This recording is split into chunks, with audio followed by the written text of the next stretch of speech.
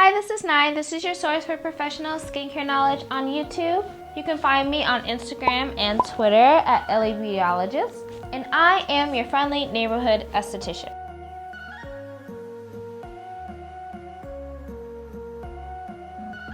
Now, it can be hard to figure out the best order to apply your skincare products in. There's so many skincare products. They all say different things. Other experts say different things. Typically, the most common recommendation is apply them from thickest to thinnest. This, in some people's eyes, allows for the best absorption. But for me, I found an even better way to tone. This isn't a new way to apply products, but it's definitely a more effective way to apply products. Cleanse, tone, exfoliate, tone, mask, tone, serum, tone, moisturize, oil. Now, I've been asked a lot about this order that I recommend. So I decided today that I will do a little demo for you and wash my face on camera so you can see how to utilize these recommendations in your skincare routine. Look at all these pretty stickers. They're so pretty. Ooh, they match my nails. It's like my favorite color, pinky beige. Okay, so let's break it down. Now, cleanse can be broken up into two separate ideas, right? You can oil cleanse first, and then you can use a typical gel cleanser. You can remove your makeup first with whatever you remove your makeup with. I recommend an oil cleanser, an oil cleansing balm, but some people will use makeup wipes, which I don't love, but whatever. Or like micellar water, which I also don't really love, but again, do you. I'm not anti, I just think that oil cleansing is the best option here for makeup removal. I've already oil cleansed my face and removed makeup. If you want to see me do that, you can watch my oil cleansing video. But for this, let's say we've already oil cleansed and we're just gonna jump right in. So the cleansing portion of this routine can kind of be split into two, right? You can oil cleanse and then you can use a traditional cleanser. That's called the double cleansing method. Now I'm gonna be using M&M's Stone Crop Gel Wash. This cleanser is super gentle. It's not particularly foamy, but it does help with hyperpigmentation, evening skin tone, and I love it. And I've also cleansed my face like 5 times today, so I don't want to use any serious actives. And because we're going through the entire skincare routine, I want this cleanse to be a little bit more gentle. We're gonna be toning, masking, exfoliating, so I don't want to overdo it on my skin. You never want to overdo it. Always play it safe. Now, I like to apply my cleanser to damp skin.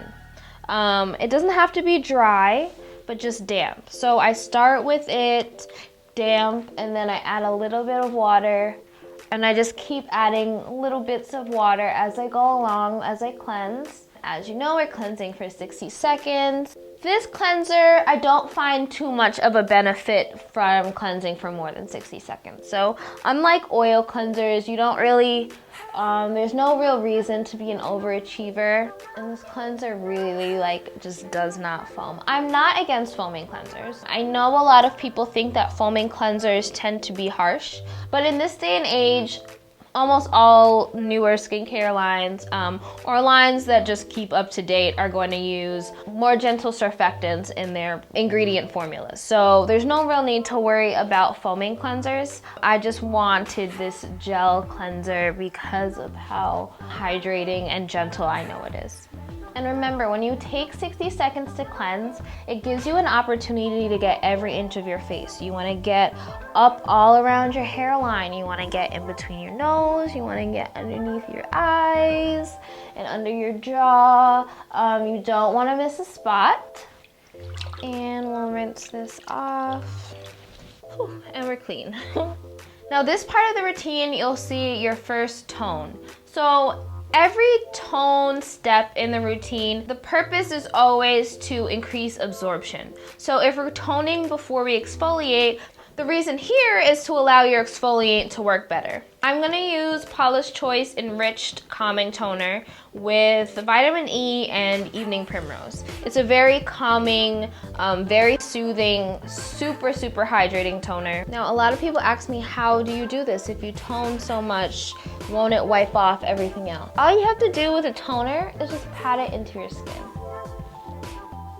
So now we move on to exfoliating. This exfoliating step is specifically for exfoliants that you put on and take off. Because the skincare industry, like, there's so many different types of exfoliants. There's exfoliating serums and liquids and masks and all these things. I'm gonna be using Dermalogica Microfoliant. Again, it's a exfoliant that you apply and take off. Other examples of exfoliants that you apply and take off are like Peter Thomas Ross Peeling Gel, or even the new Wishful from Huda Beauty, their Yo Glow enzyme scrub. I've tested it, I've played with it. It's really not much of a scrub. It's more so just an enzyme. It's just a peeling gel, honestly. I'm really excited to use the microfoliant on camera because I feel like a lot of people need tips on how to use it. The microfoliant is not a scrub. I know it feels a little granular when you use it, but that's just because as a powder enzyme, it makes it a little bit more effective when there's no water in the formula. When you add the water in later, it kind of just activates it and makes it that much stronger when you use it.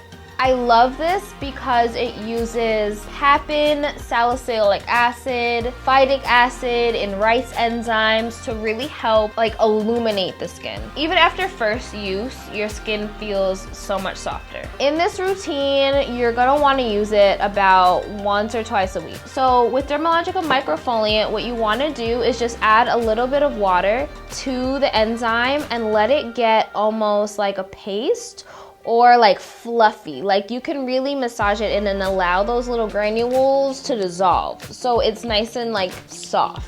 When you apply it, you almost want to apply it like a mask. Don't try and rub those little granules into the skin. They'll dissolve really quickly, and what you'll be left with is just like a creamy paste that is designed to use enzymes to dissolve the dead skin cells instead of like scrubbing away.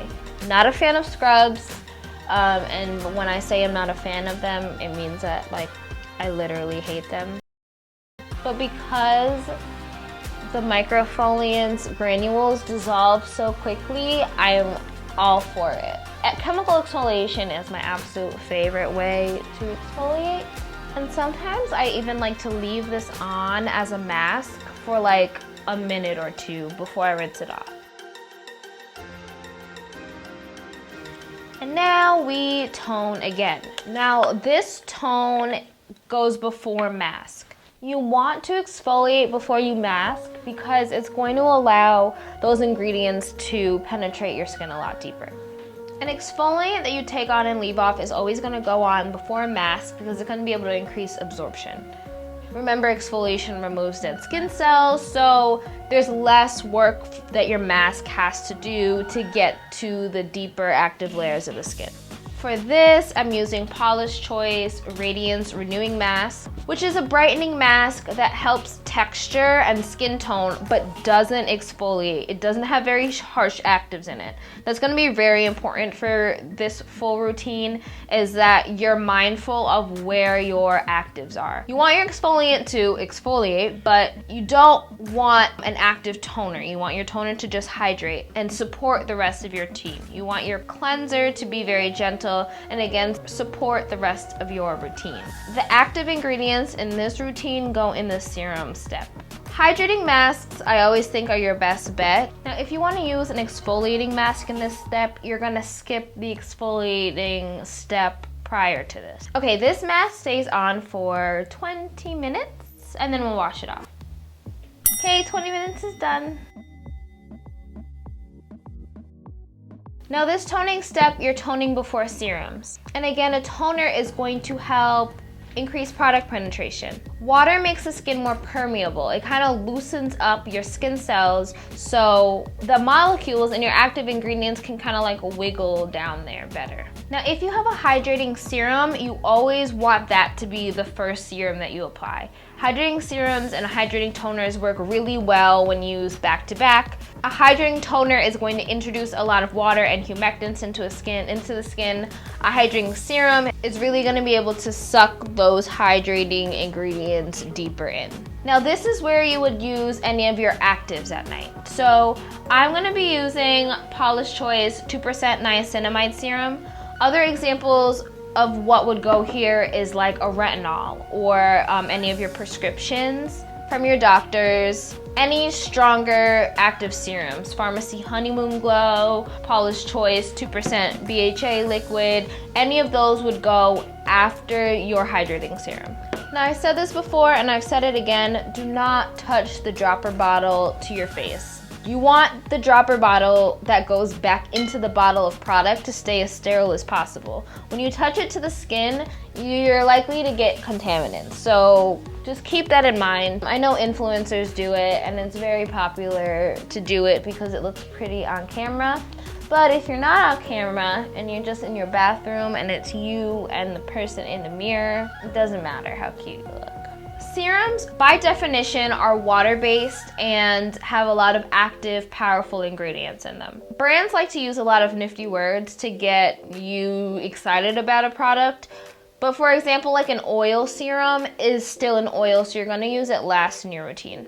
We're going to tone one more time to help the absorption of our moisturizer. The moisturizer I'm going to use today is Fresh Youth Preserve Face Cream. I like how this moisturizer feels. I just do not like how it smells, if we're being honest. It smells like celery juice, which I suppose could be a good thing because celery juice has a lot of nutrients in it, but I don't want to smell like vegetables. So we want moisturizer to go before oil because, well, moisturizers are a mixture of ingredients. They're water, there's oil, there's emollients, whereas oils are anti-water and they're just oil. So if you apply an oil first, it's kind of going to create a seal and like block the absorption of your moisturizer. So make sure your oils are always last. There is a few exceptions. An oil like squalene oil, which is extremely light, like very, very thin, you may be able to mix it into your moisturizer and get away with it that way. I'm just going to apply and pat into the skin a tiny bit of Lancer hydrating oil. So it says oil on the routine, but honestly, you can use any occlusive here. So another amazing option is to use something like Serum healing ointment, especially if your skin is really dehydrated, if you live in very cold climates. This is gonna be something that will jumpstart your skin's repair system. The healing ointment is an occlusive, so it's going to lock in moisture and prevent evaporation or transepidermal water loss, depending on how technical you want to be about it. This is also a great treatment for like eczema, contact dermatitis. Anytime your skin needs to be in repair mode, the Serum healing ointment is for sure your best bet. I bring it right up underneath my eye, since the under eye area can get really dehydrated.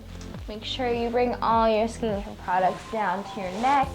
Really, you should bring your skincare products down to your nipples, but just pretend that I'm doing that. And you should be doing that at home too. The skin on the chest is a lot like the skin on the face, so you don't want to end up with your face looking 20 and your chest looking like 45. And boom, we are all set. Okay, so let's recap. Makeup removal is not listed in this skincare routine. You always want to remove your makeup before you start even considering cleansing. The cleanse step can be split into two, oil cleansing and then a traditional cleanser. You can also just use a regular cleanser, you can use a micellar water, whatever it is you use to cleanse, this is where it goes. After you cleanse, you tone. Toning before exfoliation is going to help increase product absorption. You only want to exfoliate 2 or 3 times a week. When you do, this type of exfoliant on this list is an exfoliant that you apply and then remove. If your exfoliant is a mask, just skip this step altogether. Tone again to increase absorption of the mask. Here I recommend something that's going to be brightening or retexturizing without exfoliating because you've already exfoliated prior. Hydrating masks are excellent in this step too. Tone again before serums, especially because this is going to, again, increase product absorption of very powerful ingredients. Serums are generally like the powerhouse of your routine. They're lightweight, jam-packed with actives, but remember to always apply a hydrating serum like hyaluronic acid first before applying all other actives. This is going to give your skin almost like a buffer and a gentle means of transportation for those other active ingredients to let them penetrate better, but also reduce any possible like stinging or irritation. This is also where your prescriptions would go. Tone again after serum to really push those actives deeper into the skin. Moisturize and then oil. Oil includes all occlusives, including the CeraVe Healing Ointment. And you wanna make sure you do it last because moisturizers contain hydrating ingredients where an oil and water don't mix. So you don't want to create like a barrier or a film on the skin before you're able to apply your final moisturizer. Okay, I hope that made sense. I hope I made my skincare routine a little bit less intimidating for you by breaking it down the way that I did. And if you learned anything or enjoyed this video or just want to see my face more often, please like, share, and subscribe. Thank you so much for watching. My name is Nai, also known as LABeautyologist on Instagram and Twitter. This is the Golden Prescription, and remember, if it doesn't feed you, don't water it.